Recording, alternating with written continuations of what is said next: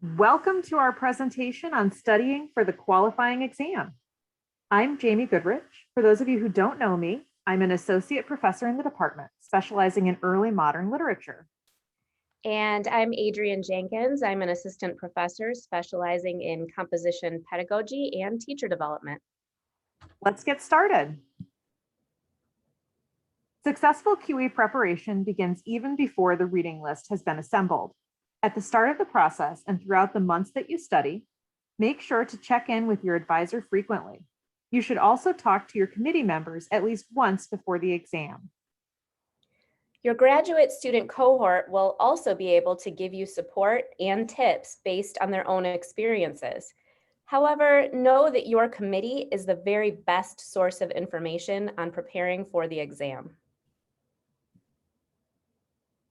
Committees prepare QE lists in different ways, depending on the preferences of the faculty members and the conventions of the disciplinary field. Some committees have students prepare the list, while other committees prepare the list for students. Sometimes the student and committee collaborate on the list.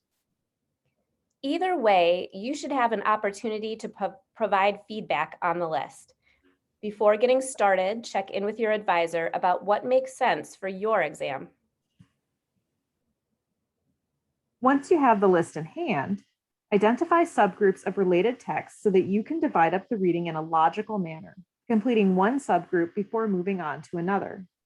Possible subgroups include genres, historical periods, and theoretical fields. We strongly recommend reading chronologically within each subgroup, which will allow you to follow the historical development of trends and conversations. You should also create an ideal timeline to finish each reading, working backward from your exam date so that you can get a sense of how long the reading process will take. While some students prefer to move through their lists at random, picking readings in this way will create more synthesis work for you at the end of the process.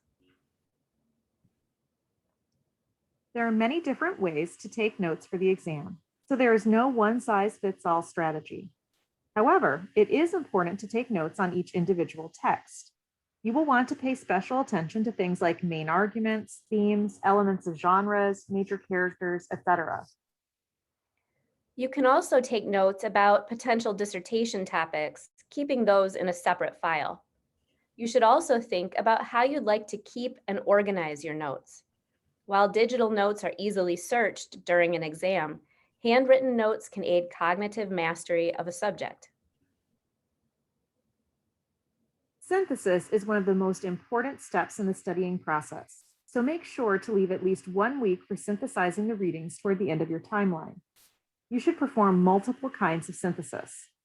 First, synthesize the material synchronously, thinking about the major takeaways from each subgroup on your list. Then synthesize the material diachronously, thinking about what happens over time within each subgroup.